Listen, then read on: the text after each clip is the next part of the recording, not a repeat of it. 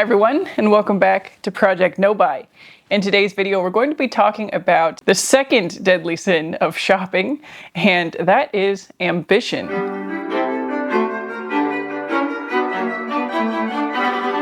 Okay, so I did one of these videos earlier talking about the first deadly sin of shopping, which is, in my terminology here, a good thing that humanity has within us. You know, something, a positive impulse, let's just say, that has been corrupted by consumerism or perhaps capitalistic society into something bad. So hence it being a sin of shopping. They do kind of loosely relate to maybe the 7 deadly sins, in that the first one was kind of correlated to greed or overconsumption, in that the generosity that humans like to display or like to show to each other sometimes can be an excuse to overconsume in the name of gifting things to others. So you can watch that video where I talked about that if you want to and get the full picture. In today's video, I'm going to be talking about how ambition, the positive drive or emotion that we experience wanting to improve, wanting to level up, can be corrupted into consumerism once again. And I guess in some ways this might relate to either pride or vanity, right? These kind of original sins kind of relate to ambition in that way as well. It just kind of depends which avenue our ambition is going through. So you can make that call. We're going to look at some examples later in this video as well, but I am first going to refer to a comment that I received on my channel, and I'm not going to display it on screen, again, just to have some more sensitivity for the feelings of the viewers who leave comments, but I will talk about it. And so the gist of this comment, this person was saying that they've been thinking a lot lately about the psychological needs that this entire consumerist ecosystem fulfills, or at least pretends to fulfill. We all know deep down that buying cheap Chinese tet is bad, but most of us are so selfish, complacent, and lazy that we need just the smallest push, the thinnest pretense of necessity to justify making these purchases for ourselves. It's not a super pleasant topic to think about, but it is very sobering. And if anyone thinks they are magically exempt from this, you just haven't seen an ad that appeals to you recently. Denying the factual reality that we're all susceptible to this lowbrow, transparent propaganda is just harming your ability to recognize it. So again, thank you for this comment, and I agree with a lot of it in many ways, I guess. I struggle to say it in such a way because, and I said this in my reply to the comment as well, in my original reply here, that I like to believe that humans are inherently good, or that our innate impulse is to follow the good, and that anything else, you know, the negatives, the bad sides, are a corruption of that force. And perhaps this is where I am a naive, idealistic optimist once again, and, you know, maybe my error is in approaching it with that method of thinking in the first place. And so, you know, if we're not on the same page there, then perhaps what I'm going to say is not going to resonate with you at all anyway. But I would prefer to believe that humans in general, at our cores, are not selfish and lazy. We have some innate ambition within us, but it is easily corrupted, or we are maybe easily misled, which maybe isn't a charitable description of humanity either, but that we are manipulated. You know, humans manipulate each other, right? So it's not coming out of our natural environment so much as it is our fellow humans who see a way to take advantage of each other, I guess. You know, maybe I'm talking myself into believing that some humans aren't necessarily good at their core. I don't know.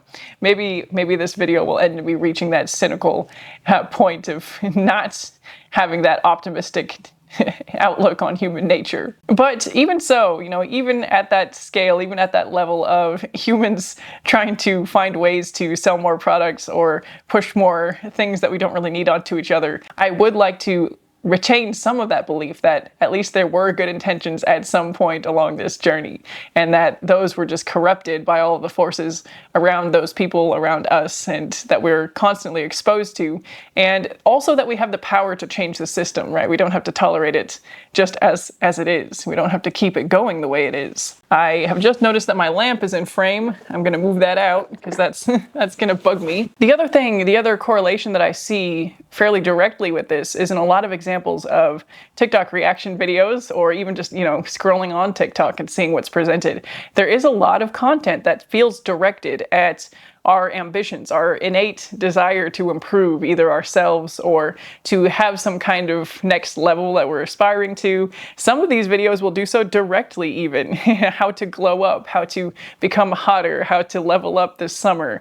And we're going to look at some of those later as well and see if we can kind of get to the bottom of what's really being communicated there, or what's being corrupted into this impulse to buy something or to convince others that maybe they can get the results they want if they purchase whatever the product is. So basically, human ambition does often serve as a funnel, a direct funnel to a whole host of products and services that have been created by other people. And I have been observing this in my everyday life. I see this in extremely niche examples, and I don't know if I can play any of these here, but on my own personal news feeds, social media, as a musician, I get these ads for how to be a rock star classical musician and how to book thousands of dollar gigs, corporate level or whatever. And this person has created a course of how to level up your violin gig abilities, and I did actually watch the free webinar intro, before you sign up to the course, because I was just curious, it's somebody in my field of employment, I guess you could say. And I kind of wanted to see what they were up to, or what the grift could be in this specific niche kind of. How successful can this person possibly be anyway, right? Because you have to have a level of skill in violin playing specifically. And anyway, the specifics are beside the point a little bit. But the point is, there are even these niche examples. There are even examples that are so niche that they can be so precisely targeted to somebody that might be looking to expand their playing. And I've even talked about it. I guess maybe that's why my algorithms know about it, is that I've talked about getting an electric instrument in the past, even on this channel. And so now I'm being relentlessly served these ads of how to make money using an electric instrument and how to capitalize off of that ambition that I have voiced in the presence of all these devices. So there's examples that are that niche. I would love to hear if you have any from your own social media history, if what's relentlessly targeting you and what feels like it's very personal as opposed to general, right? Like things that are marketable to everybody or almost everybody or certain subsets of the population.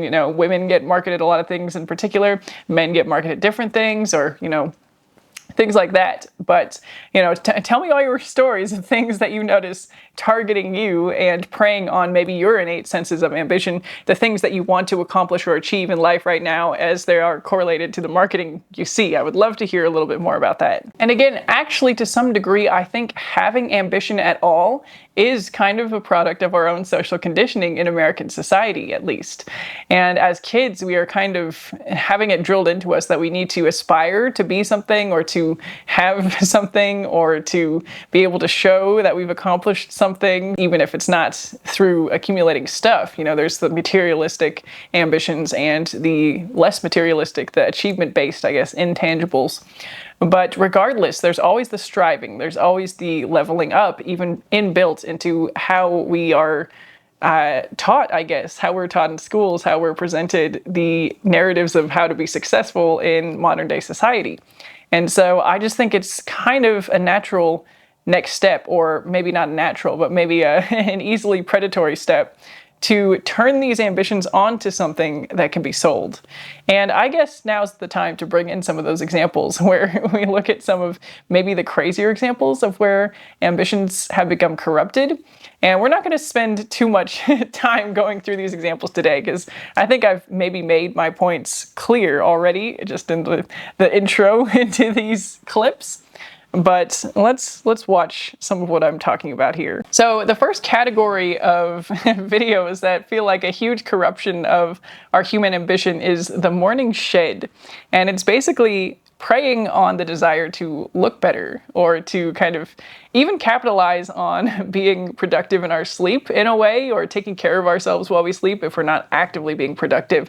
But basically doing things while we were sleeping, overnight, that result in us being hotter or more attractive the next day. And it typically also involves a lot of products. So let's go ahead and watch this first one. Word on the street is baddies are going to bed looking like this now. Girl, what? You don't have a morning shred routine? No, not okay. Come with me. Let me show you how I do this entire thing. Girl, you gotta get yourself one of these. I hope I'm about to pronounce this correctly. We're gonna use the Pacific Green Tea Collagen Mask. Yeah. This is the #1 ingredient to your morning shred. It feels so good already. It's a little bit scary. I feel like every it girl just has to have this. Just wait till you wake up and your skin looks porcelain. I cannot live without this. Baddies let their hair air dry. Come on now. So I'm gonna spray some of this Lush leave-in conditioner in my hair. It smells so freaking good. Lips back in. I know you know about this one. Lip stain. I've used this before, but we have a new shade today. Pinked 03. I'm sorry, girl, but you haven't lived until you try lip stain. She's a game changer. Moving on to heatless curls. My fave.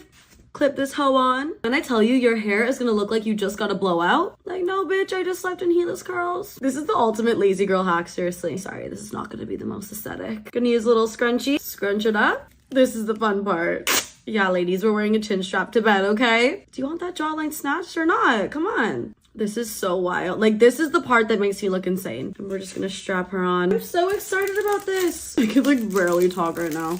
I just got this on Amazon. Of course it's pink. Oh my god, was I supposed to do the chin strap and then this? Girl, I don't even know my own routine. My bad. I hope my hair looks really nice when I wake up. I'm so excited. I've actually never tried this yet. I'm just gonna finish it up with some lash serum. Your girl wants long lashes for summer. Come on now. And the morning shred is complete.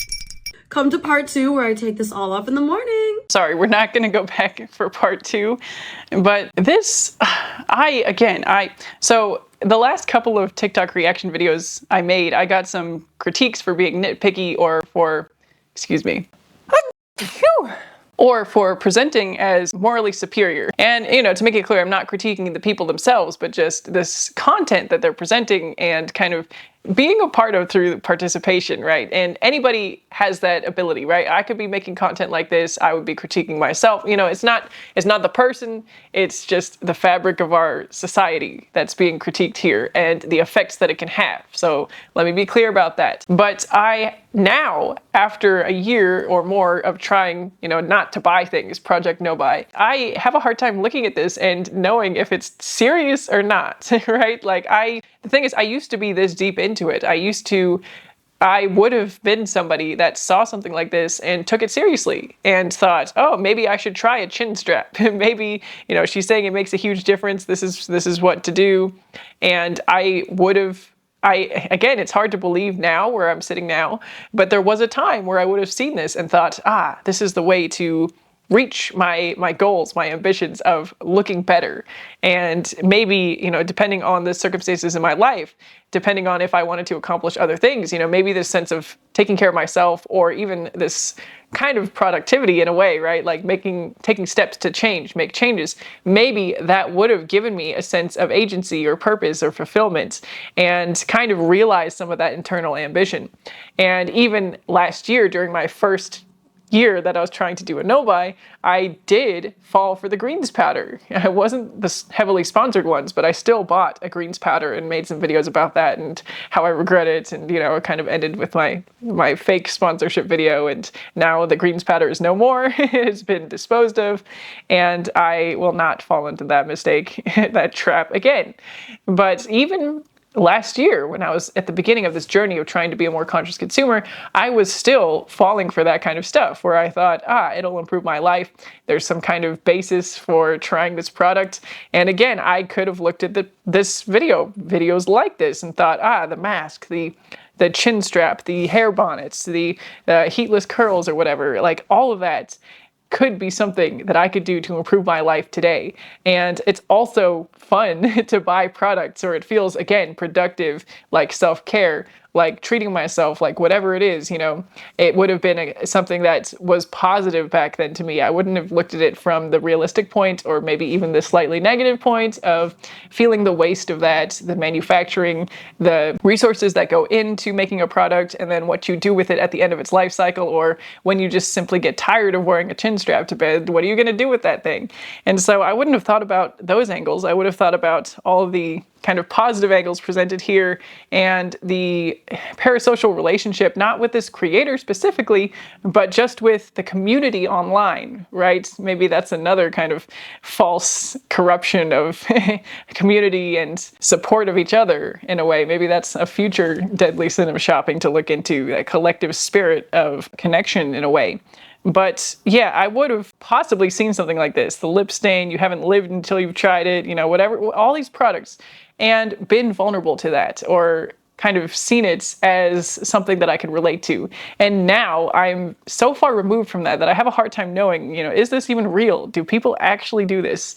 What people are actually doing this? You know, I'm relatively sure that nobody watching this video is in the community of people that do this, just because most of us are here probably on the mission of not buying things or becoming a more conscious consumer. But I know there are people out there who are where I used to be. And look at this. And there's so many morning shed related pieces of content on TikTok. I know some of it's probably there because of the rage bait or the is this even real element of it, you know, the shock value of it, I guess. But, you know, look at this next photo roll here of products you need to achieve the perfect morning shed routine to have that glow before summer. They've got a typo with the perfect money shed. Again, like, is this real? Is this satire? Are they saying that it's money shed because they're spending all this money on the products? I don't know. I don't even know. But, you know, we have a serum for $21.90, teeth strips for $45, a collagen deep mask for $19, the chin strap is $12.99, a heatless curler for $14.99, a tumbler for hydration, of course the Stanley makes an appearance, for $33.75, an under eye mask for $22. Every product listed is linked in my Amazon storefront, link in bio, of course. Oh, there's one more, the lip stain for $20. I will add these numbers together while I'm editing and pop that number up on screen here for a total for those products that you need to achieve the perfect morning shed, which I'm sure we're not going to be buying here. But again, when you scroll through the TikTok page for morning shed, you know, when you search this, there are so many examples of varying degrees of you know, ridiculous or odd, or again, I'm not trying to target these people, these human beings who are maybe actually doing this, but where I am today, having thought about consuming stuff and thinking about it critically, intentionally, right? Doing a no-buy makes you think about this stuff critically and intentionally. That's kind of the point of trying to do one. After doing that, it's hard to look at this and not see it as possibly satirical.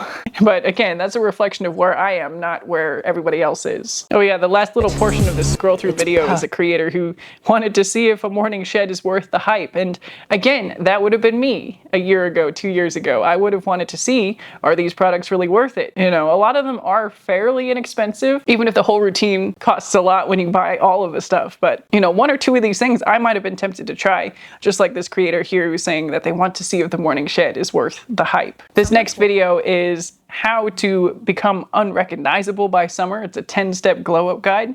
It's fairly long. I have not watched the whole thing yet. I will do that here with you. I'm not sure I will force you to sit through the whole thing. Depends on what we learn when we watch what we need to do in 10 steps to glow up. You have to make this girl unrecognizable, like literally the hottest version of herself, in 2 months. I could do it in a week. I can also do it on a budget. This is how you're gonna be unrecognizable this summer. Trust me, as a model, I know how to glow up and I know how to do it on a budget. So this is your exact blueprint on how you're gonna be the hottest, fittest, best version of yourself. Number one, I want you to drink green tea like your life depends on it. Now you might be like, what, like green tea? Like that's so random. I quite literally live by green tea and it has changed my cravings, my skin, everything started glowing after I had green tea. Do you ever notice all the slim people, all the people with amazing skin, a lot of people in Asian culture drink a lot of green tea and they look amazing. Green tea is loaded with antioxidants that make your skin glow. It also helps so much with cravings, boosts your hydration, increases your metabolic rate, less stressed, lower cortisol, which makes you less puffy. Switching to green tea first thing in the morning changed my life. Number two is nails. I will never, and I mean never, walk out of the house with bad nails. If you want to be put together, you want to be that girl, you want to look good, Your hands are such a big representation of how you treat yourself, how you care about yourself. It's such a big sign. Think of all the times you saw a girl and you were like, oh my god, her nails look insane. It's such a small thing, but it's a significant thing. But of course, gel nails are expensive. Doing your nails is expensive. So I want you to go on Amazon and you're gonna get no UV gel polish. I used this in university and it was the best thing ever. You don't need a machine, you don't need anything. It's literally gel polish without the machine. Okay, so green tea in the morning, maybe that's not such a big deal, but the nails to me is kind of a touchy subject. And is it extreme to say I could maybe make a video about the whole aesthetic of having your nails done? And again, like, it's not about whether you should or shouldn't have them done, but just this messaging of well, I guess it is kind of about whether you should or shouldn't have them done, because we're constantly told by sources like this about how to be hotter, how to be put together, how to look professional, how to present yourself, that having manicured nails is a must. And in most of my social circles, luckily, I guess, it is very uncommon to have manicured nails, mostly because, again, I'm a musician and we can't really operate with a lot of things on our hands. But I am aware that I am not part of the general society in this regard, and so I actually don't even know how prevalent it is in real life. And I don't want to make this a cultural, unintentionally culturally offensive by dismissing something that might be significant to people. And, that's not really what it's about either. So let's just, I won't do a whole video on it, but it's just that idea of having to do some kind of conventional beauty treatment to look hot that is problematic, bothersome, trying to fit the ideas of what is attractive, professional, fill in the blank here, those ambitions, trying to put that into a box of this is the stuff you need in order to present like this, in order to communicate this. We need to widen that box, in my opinion. And again, I've talked about how your stuff really can't say much about you because you can't ensure that the interpretation is correct. You have to be in the same kind of social circles or see the same things online even to know that people are perceiving it the way that you want them to be perceiving it. And so it's just one of those slippery slopes where it's like, well, some people might think this if I have my nails done, other people might think this. In my personal social circles, if somebody sees somebody with long manicured nails, we're probably thinking, well, you probably don't play the violin because you can't with nails like that. Which again is a very niche way to think about it. I'm not advocating that people need to have that mindset or anything like that. But my point is that people's perceptions will depend on where they're coming from, and you have no control over that. So let's see what the rest of these hot girl tips are. I guess I'm never going to be I'm not going to successfully achieve a summer glow up though, because I can't do the nails. I simply cannot. Number 3, you're going to do a hot girl walk every single morning, and you're not going to end that walk until you reach 7,000 steps. This is to ensure that by the end of the day, you reach 10K steps. How are you going to do it if you don't have a plan? So in the morning, every single morning, go on your walk, get that morning sunlight, get dopamine. You're literally doing 3 things and you just woke up. Number 4 or 5, electrolyte. I will never stop talking about electrolyte and how much they helped me, not only just making me super hydrated, but having a morning drink that isn't coffee is so good for you, makes you feel amazing, makes me look forward to drinking water so much. It made me drink so much more water as a result, made me have so much more energy, made me feel way more awake. Literally everything gets better when you drink enough water. Number 4, and this is for all the girls that work a 9 to 5 or you're really busy and you want to look super tan and glowy. You don't want to do a sunbed, obviously, and you don't have time to go to the beach. Use a gradual self-tanner. This is a body lotion that just makes you tan over time. And why doesn't anyone talk about this? There are so many brands that do amazing ones and make your skin look super bronzy, super glowy. And it's like the perfect thing if you don't have time or you're on a budget, you don't want to go tan. It's just a lotion. You can use it every day, put it on your body, and gradually over time, your skin gets more tan. Okay, it's getting a little bit difficult to listen to because their sentences keep on cutting off the way she's edited this. Anyway, we have some again that seem reasonable interspersed in here, right? Going on a walk and electrolytes. I mean, I don't. This to me feels again in the category of the greens powder that I fell for last year, where there's good things that are said about it, but you probably don't actually need it, and it's just something to buy that you don't actually need. The tan, again, I don't really enjoy how we're kind of assigning virtue to a different shade of skin, whether that's, and again, this isn't really about race here, but to make being tan aspirational, it does imply a lot that we don't really need to be implying, I guess. Even just keeping it simple, not getting too serious about it, and just saying that having pale skin is not okay. That is not something positive to foster, in my opinion, either, right? Like, to try to make your skin a different shade. And again, like being tan, I guess, is a signifier of having been out in the sun. And, you know, wear your sunscreen. We don't want to get melanomas.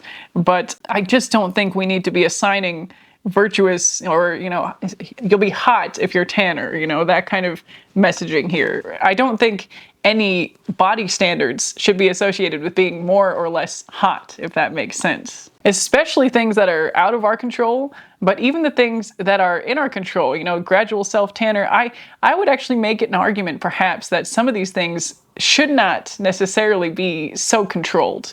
And you know, there are things related to health and wellness, like taking the walk, right? Like taking care of ourselves in this way, taking basic hygiene precautions. What is the word that I'm looking for? Steps to have basic hygiene, like, okay, reasonable. But taking steps to change the shade of our skin, taking steps to be taller or shorter, you know, wear heels or not, or, you know, like any of these kind of things that are, you know, wearing heels can be fun, but if you're doing it to be taller, to be hotter, is maybe walking that line of, are we doing it because we like it, or are we doing it to look a certain way and please the eyes of society or certain sectors of society?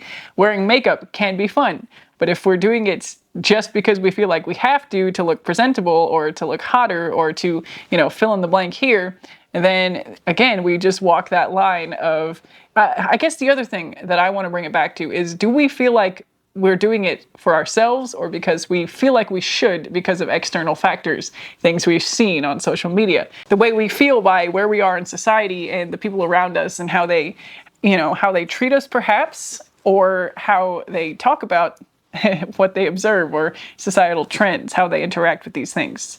Anyway, let's let her finish. Number 6, do an at-home lip scrub. Nothing is worse than chapped lips, and nothing looks better than moisturized lips. I don't leave the house without lip balm. I always have lip balm. If I don't have makeup, I have lip balm. I make my own little lip scrub, and it makes my lips look so good. I mix honey with brown sugar. That's literally it. It's so easy. Mix it together, rub it on your lips, leave it on for a bit, wash it off, put some Vaseline, you're good to go. Another tip, if you want to look more classy and put together without really putting in effort, wearing black. Whenever you wear black, first of all, black is very slimming. You're gonna immediately look slimmer, but you're also gonna look put together. It's one color, it's neutral. You don't have to think about it. Like whenever I'm in doubt, I just wear black. Okay, again, I'm starting to have more and more problems with this. You know, the hyperbolic language, nothing is worse than chapped lips. And you know, there are many things in the world worse than chapped lips. I know I'm being a killjoy here, a Scrooge, you know, like picking on her semantics like this, a nitpick, whatever, you know, those comments that I got.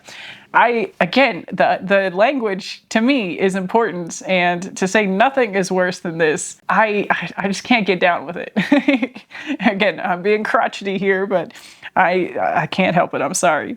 And then wearing black is slimming. Okay, great. I don't care. I don't wear black because it's slimming. I don't think the idea of, and I'm just going to say women, but it could be anybody, the idea of somebody strategically wearing a certain color just because they think it will make them look slimmer, you know, maybe not. And again, if you wear a certain color because you like it, you think you look good in it, to me, that's not exactly the same as being strategic about how big you look or how much space that you look like you take up, right? Like, I am just so over this.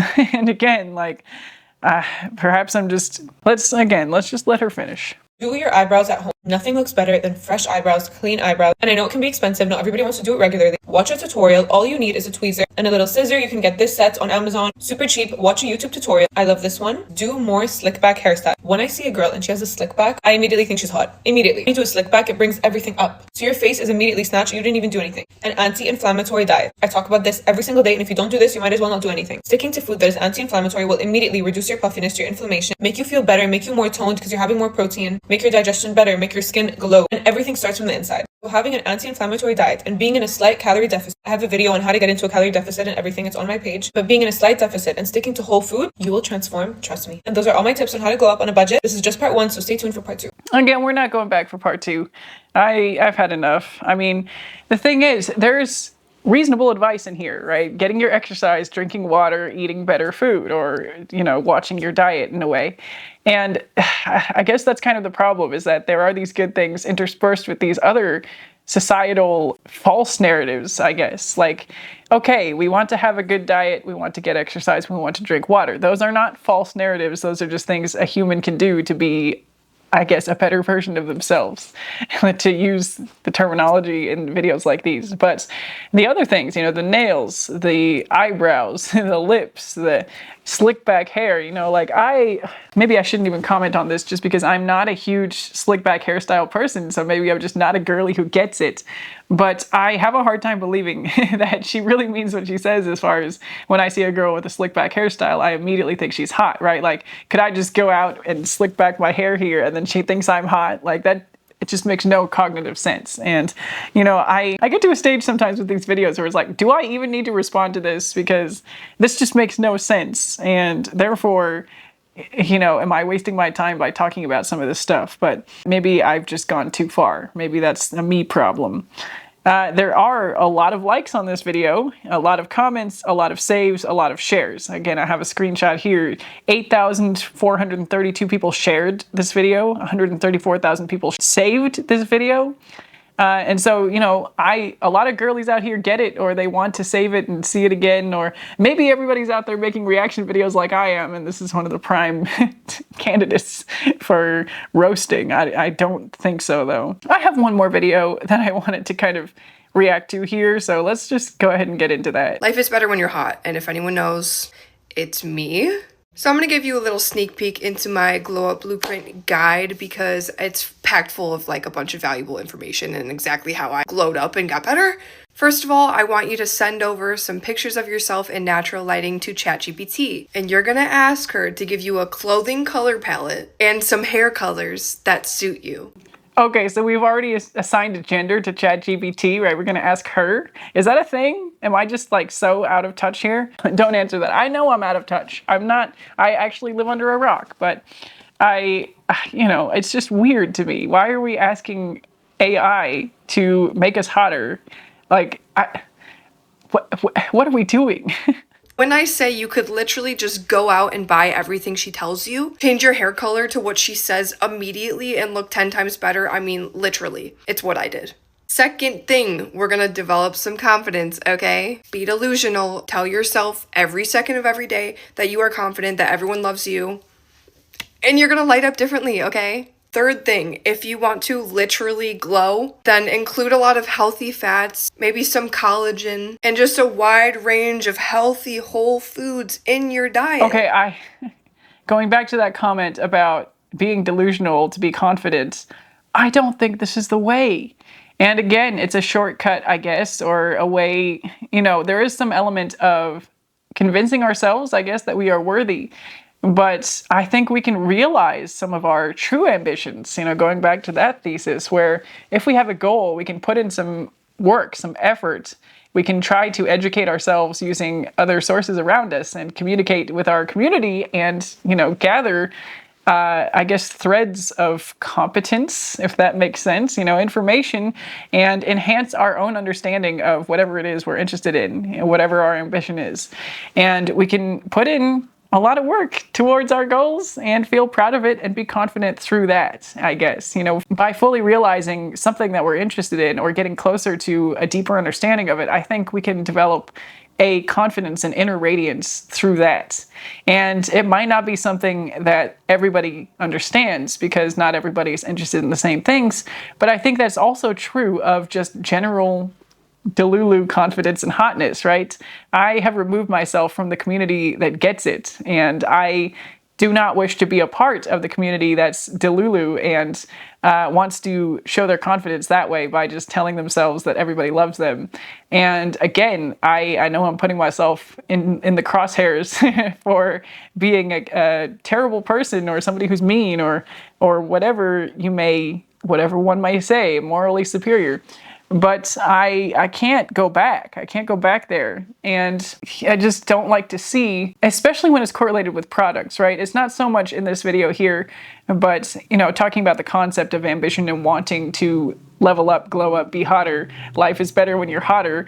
I guess that's another avenue of consumerism that is something, you know, maybe we won't get into it in this video, because this was supposed to be more about the ideas of human desire, ambition, you know, that kind of corruption of the goals or striving for a goal. But there is a whole kind of consumer sector designed to prey specifically on the desire to be hot. And so maybe we'll put a pin in that for later. Let's let her finish. I used to eat like a psychopath, and now I eat healthy, and guess what happened to my skin? I just look healthier, okay? Anyway, my glow up blueprint guide goes way more in depth, so it's linked in my bio if you're curious. Enjoy your glow up. Of course, there's a glow up blueprint guide. Okay, so I did go to the profile here. There is the glow up blueprint guide for sale for $24. It is separate from the Amazon storefront, so I guess the guide itself is not selling the products, but her profile definitely is. There's also a targeted weight loss and glow up guide bundle. Yeah, the Amazon storefront has, I guess, a lot of things that you would probably expect. The workout essentials, the walking pad, the ankle weights, the Moroccan hair oil, and a selection of favorite jewelry. So anyway, we don't need to get too far deep into that, but it's just disheartening to see so many examples of, again, it's mostly women that I see here. I know there's a sector for men as well, and I know that the avenues men go through their glow-ups, or whatever they call it for men, leveling up, taking the red pill, I have no idea. But whatever it is that the guys do, I know there's a whole host of consumerism that goes with that as well. I don't feel like it's as insidious as it is for women, though, because there's whole categories of beauty, skincare, weight loss, food, diet, supplements, things that I feel like are marketed really hard towards women, and women are out here marketing these things to each other. And so again, maybe I am being forced to kind of drop some of my naive views as far as humans being innately good or having innately good motivations. Like maybe it's not possible for some of these people to be posting the content they do and not have some inkling that they're possibly having a negative impact on people by sharing these not just unrealistic beauty standards, but sharing these messages that you should do a certain thing, or you should look a certain way, or that you want to become better, so do these things to become better. And I guess that's where we bring it full circle to my thesis of ambition being a deadly sin of shopping now. For those of you who have stayed until the end of this video, I'm sorry it was a little bit of a rambling one. It's been a while since I sat down to film because I had my viola audition for my local symphony orchestra to get a full-time spot. And I am pleased to report that I did it. I won the job. So I have a full-time job now. I have a salary. I basically will get a guarantee of double what my income was last year from this symphony orchestra, because I used to be part-time. And so there's the realization of my ambition. And it took a lot of work, and it didn't actually take a lot of money because you can't really buy the skills and the dedication, I guess, that it takes to present a good show. The audition, the kind of audition you need to win. And I am extremely humbled to have succeeded in this endeavor on this occasion, because it just takes one person to play better than you and they'll get the job. And, they deserve the job in that case. A lot of auditions is who else is there. And, you could put in all the work in the world and you could still lose, essentially. And so in a lot of ways, I was very lucky as well. And I don't take it for granted. And I know I'm so fortunate to have been in the right place at the right time. And also, corroborated by the work that I did leading up to this point. And so I am pleased to share that news with you, those of you who have stayed until the end of this video. And we might have to reshape how life on this channel looks in the future as well, but we'll figure that out later. For now, we'll try to get back to normal over the summer, and I have some more content planned. I think we're going to dive into the wardrobe and do maybe a week or so of dedicated style wardrobe content in June or July. So stay tuned for that if you want to. If you're not subscribed and you somehow stayed to the end of this video, feel free to subscribe. You don't have to, though. We're chill over here in the cozy corner of conscious consumerism. All right, enough talking for me today. Let me know your ambitions. Let me know things, success stories, failure stories. I'd love to hear it all. And things that you have been marketed that will not actually help you reach your ambitions. All right. Okay. Bye for now for real. See you in the next one.